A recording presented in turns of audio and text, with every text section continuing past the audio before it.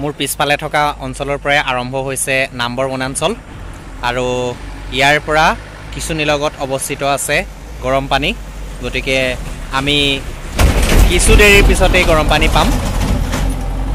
গতিকে আপোনালোকে এই ভিডিঅ'টোৰ লগত থাকক আৰু গৰম পানীৰ যেটো প্ৰাকৃতিক সৌন্দৰ্য নাম্বৰ বনাঞ্চলৰ উপভোগ কৰক ডিয়াৰ ফ্ৰেণ্ডছ আজি আপোনালোকক আমাৰ ঘৰৰ নিচেই কাষতে থকা নাম্বৰ বনাঞ্চল আৰু কাৰ্বি আংলঙৰ লগত সংলগ্ন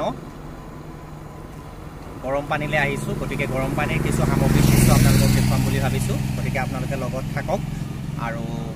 আপোনালোকে যদি আগতে হয়তো গৰম পানী নাই অহা আহিব গৰম পানী এটুকুৰা নিশ্চয় খুব ধুনীয়া ঠাই আৰু প্ৰাকৃতিক সৌন্দৰ্যৰে ভৰপূৰ গতিকে এয়া যাবলৈ ওলাইছোঁ আমি আলিচিগা অঞ্চলত আছোঁ আৰু আলিচিগাৰ পৰা অকণমান দূৰ গ'লে আমি গৰম পানী পাম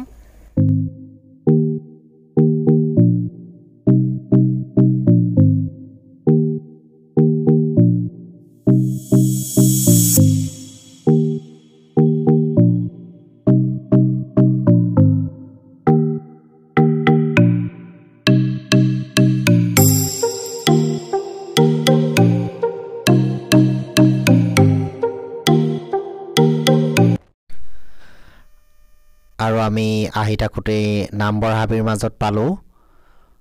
কপিকুল বান্দৰ চাওক কিছু দৃশ্য আপোনালোকলৈ আগবঢ়াইছোঁ আৰু অৱশেষত আমি আহি পালোঁহি গৰম পানী ৱাইল্ড লাইফ চেঞ্চুৰী গতিকে আপোনালোকে মোৰ লগত থাকক আৰু গৰম পানীৰ যিটো প্ৰাকৃতিক দৃশ্য আছে লগতে এটা গৰম পানীৰ আছে আৰু লগতে এখন পাৰ্ক আছে এখন ব্ৰিজ আছে এইবিলাক বস্তু আপোনাৰ লগত থাকক আৰু আপোনালোকে উপভোগ কৰক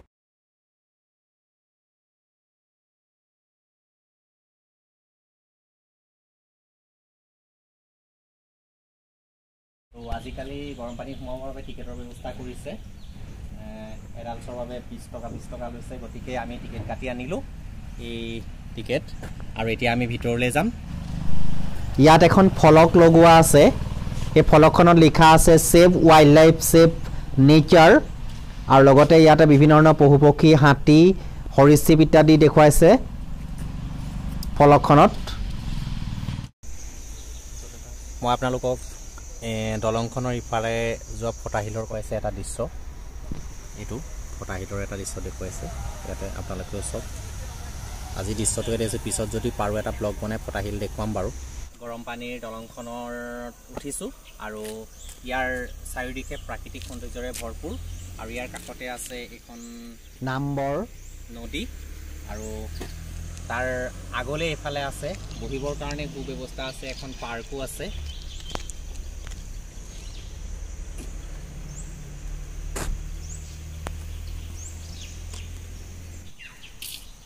এয়া প্ৰাকৃতিক সৌন্দৰ্যৰ মাজতে ইয়াতে আমি বগৰী গছ দেখিবলৈ পাইছোঁ আৰু এই দলংখনত উঠি পেলানি আৰু মোৰ লগত আছে তন্ময় ভাইটি আৰু আমি যদি যাওঁ এইফালে গৈ পেলানি দেখিবলৈ পাইছে চাগে এয়া পুখুৰীটো আছে গৰম পানীৰ উৎস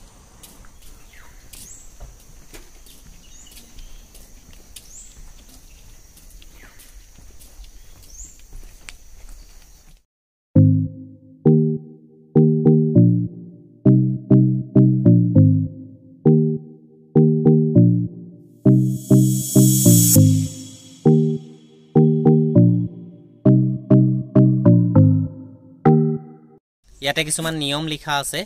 যে গৰম পানীৰ উহৰ ভিতৰত গা ধোৱাটো কঠোৰভাৱে নিষেধ বুলি কৈছে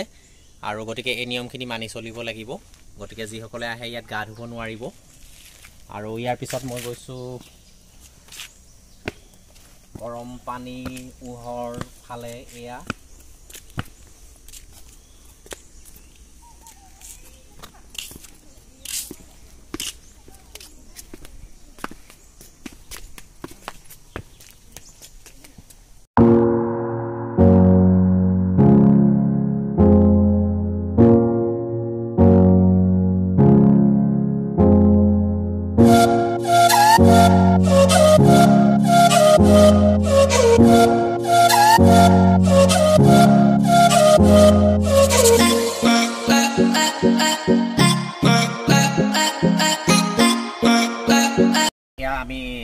পানী উটোৰ একেবাৰে কাষত আছোঁ কিছুমান দৃশ্য দেখুৱাবলৈ মই তন্ময়ক অনুৰোধ কৰিছোঁ এফালে গৰম পানী উতলি আছে কুহুমীয়া গৰম পানী হয় অকণমান এফালে দেখুৱাবা গৰম পানী কিছু যদি ঠাণ্ডা দিনত ঘৰৰ ওচৰত হ'লহেঁতেন ৰাতিপুৱা গধূলি গা ধুবলৈ খুব ভাল হ'লহেঁতেন অকণমান ইফালে উতলি থকা দৃশ্যটো দেখুৱাওঁ মই ইয়াত গা ধোৱাৰ কথা কৈছোঁ যদিও ইয়াৰ পৰা তুলি বাহিৰত ধোৱাৰ কথাহে ভাবিছোঁ গতিকে আপোনালোকে ভিতৰত গা ধোৱাৰ কথা চিন্তা নকৰিব আকৌ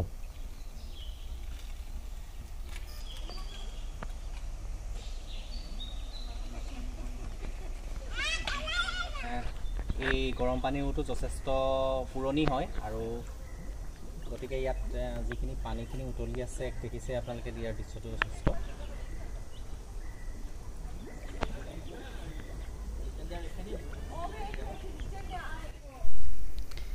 ইয়াতে পানীবিলাক কেনেকৈ উতলি আছে আপোনালোকে চাওক আৰু লগতে ইয়াতে মই গৰম পানী উটোৰ চাৰিওফালৰ এটা সামগ্ৰিক পৰিৱেশ দেখুৱাইছোঁ চাওক আপোনালোকে চাৰিওফালৰ এটা পৰিৱেশ দেখুৱাইছোঁ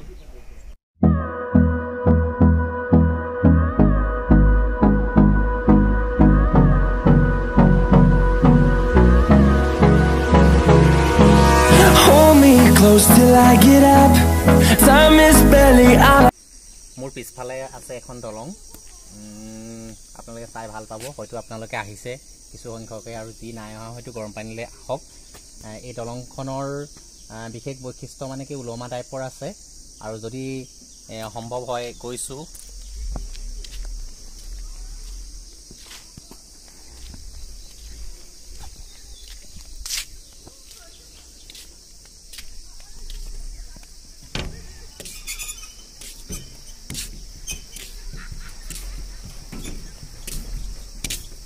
এয়া আমি দলংখনৰ ওপৰত আছোঁ দলংখনত উঠিলে কিন্তু অলপ হিলে আপোনালোকে ভয় নাখাব যথেষ্ট হিলিছে দলংখন আৰু ইয়াৰ চাৰিওকাষে কিছুমান প্ৰাকৃতিক দৃশ্য ইফালে নাম্বৰ বনাঞ্চল আছে আৰু এই ব্ৰিজখনৰ তলেদি বৈ গৈছে নাম্বৰ নদী আৰু এই নাম্বৰ নদীৰ কাষতে যি নাম্বৰ বনাঞ্চল লাগি আছে এই বনাঞ্চলৰ প্ৰাকৃতিক সৌন্দৰ্যৰ লগতে আপোনালোকে হয়তো কিছু চৰাই চিৰিকটি সাপ হাতী দেখিবলৈ পাব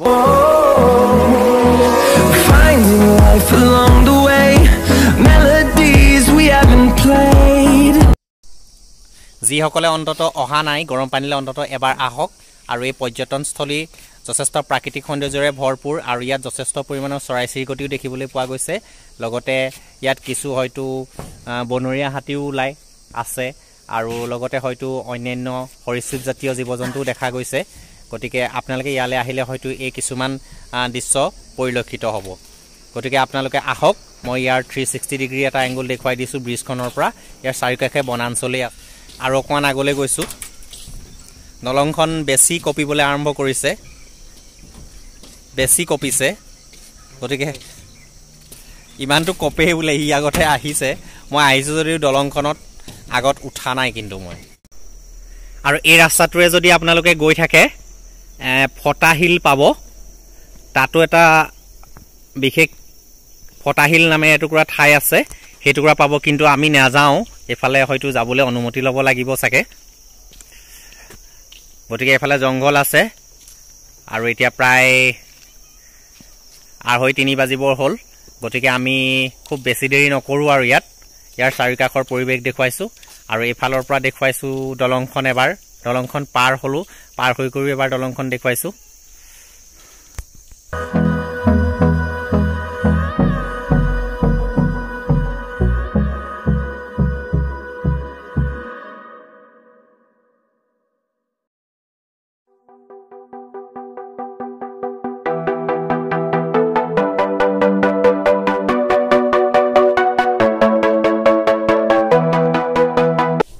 ওপৰটো আছে এইটো বহিবৰ বাবে সুন্দৰ ব্যৱস্থা পকাৰ বনাই দিছে আৰু ইয়াৰ পৰা চাৰিকাষৰ যিটো দৃশ্য আছে দৃশ্যখিনি খুব ধুনীয়াকৈ দেখা যায় এইফালে আছে এখন পাৰ্ক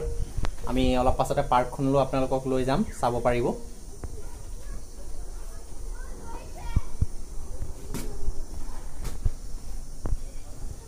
দেখিছে নিশ্চয় পাৰ্কখনৰ দৃশ্য এইটো ওপৰত থকা ইয়াৰ চাৰিওকাষে দৃশ্যটো খুব ধুনীয়াকৈ দেখিবলৈ পায় মই 360 ডিগ্ৰীত দেখুৱাইছোঁ এবাৰ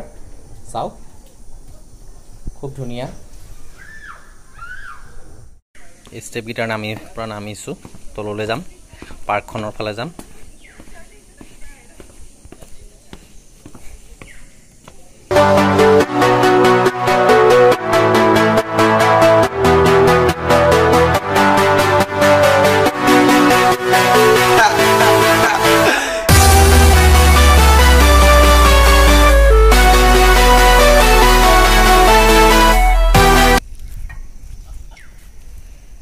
ই সৰুতে উমলিবলৈ নাপালে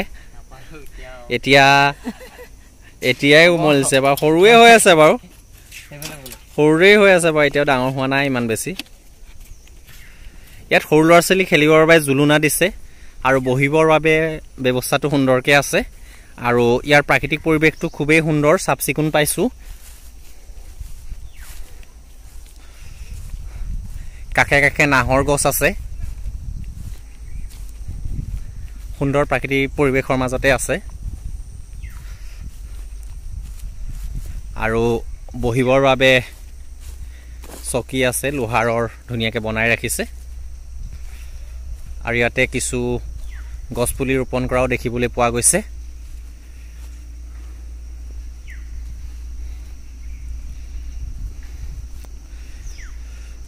গতিকে আপোনালোকেও আহক এই নিৰিবিলি পৰিৱেশত গৰম পানীত যিখন বাগিচা আছে যিখন পাৰ্ক আছে সেই পাৰ্কখনত আপোনালোকেও কিছু সময় অন্তত অতিবাহিত কৰক ভাল পাব যথেষ্ট ভাল লাগিছে ইয়াৰ পৰিৱেশটো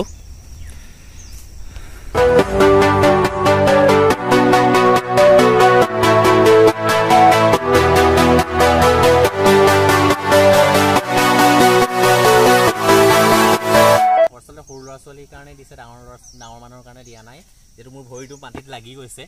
গতিকে সৰু ল'ৰা ছোৱালীৰ কাৰণে এইটো যথেষ্ট ভাল হ'ব খেলিবৰ কাৰণে মনোৰঞ্জনৰ কাৰণে আৰু ইয়াৰ কাষৰ ফালে মই দেখুৱাইছোঁ তন্ময়ক দেখুৱাবলৈ অনুৰোধ কৰিছোঁ ইয়াতে খুব সুন্দৰ ব্যৱস্থা ৰাখিছে বাঁহৰ ওপৰত এনেকৈ দিয়া আছে পাচি দিয়া আছে ইয়াতে আৱৰ্জনা পেলাবৰ কাৰণে ডাষ্টবিন দিয়া আছে গতিকে এই ডাষ্টবিনটো চবকে ব্যৱহাৰৰ বাবে অনুৰোধ জনাইছোঁ যথেষ্ট চাফ চিকুণেই হৈ আছে তথাপিও এইটো এটা সুন্দৰ ব্যৱস্থা আৰু যদি দেখুৱাওঁ তন্ময়ক এইফালে আছে ইয়াতো এটা পাচি থৈছে গতিকে ইয়াত পৰিৱেশটো সুন্দৰ কৰিবৰ বাবে দেখিছোঁ যথেষ্ট ব্যৱস্থা লৈছে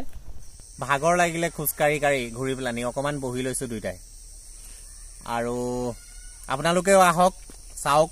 প্ৰকৃততে প্ৰাকৃতিক সৌন্দৰ্যৰ মাজত যদি কিছু সময় কটাই আপোনালোকৰ মনটো পুলকিত অনুভৱ কৰে তেতিয়া নিশ্চয় আপোনালোকে ভাল পাব আৰু প্ৰকৃতিক যদি ভাল পায় নিশ্চয় আপোনালোকে এই ঠাইটুকুৰা ভাল পাব গৰম পানী ৱাইল্ড লাইফ চেঞ্চুৰী গতিকে ৰাস্তাটো কিন্তু অহা যোৱা ৰাস্তাটো বেয়া পাব আৰু যদি কাৰ লৈ আহে অসুবিধা নহয় কিন্তু যদি বাইকত আহে ধুনীয়াকৈ হেলমেট লৈ আহিব ধূলি সাংঘাতিক ধূলি ৰাস্তাৰ কাম ইতিমধ্যে অলপ চৰবকৈ চলি আছে কিন্তু ৰাস্তা সাংঘাতিক এই দেখিছেনে চুলি গোটেই বগা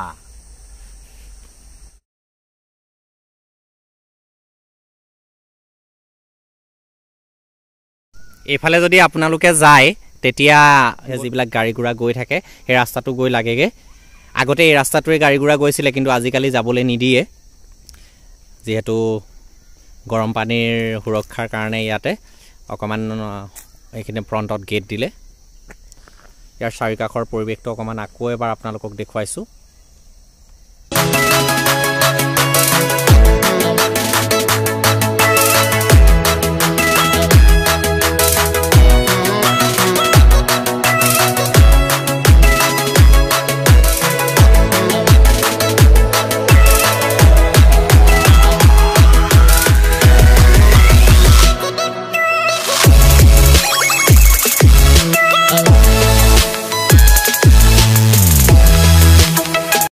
ইয়াতে আপোনালোকে দেখিবলৈ পাইছে ৰাস্তাৰ ইপাৰে গৰম পানীৰ টয়লেটৰ সুন্দৰ ব্যৱস্থা আছে gents toilet and ladies toilet দুইটাৰ ধুনীয়া ব্যৱস্থা আছে গতিকে টয়লেট যাবলৈ আপোনালোকে অসুবিধা নাপায় ইয়াত আৰু অৱশেষত এই ধোঁৱা ওলাই আছে দেখিছেনে গৰম গৰম চাহ আৰু লগত কি দেখিছে নহয় ক্ৰীম বন ইয়াৰ বিশেষ আইটেম নাপায় গতিকে আপোনালোকেও বেয়া নাপাব অন্তত খাই চাহৰ লগত ক্ৰীম বন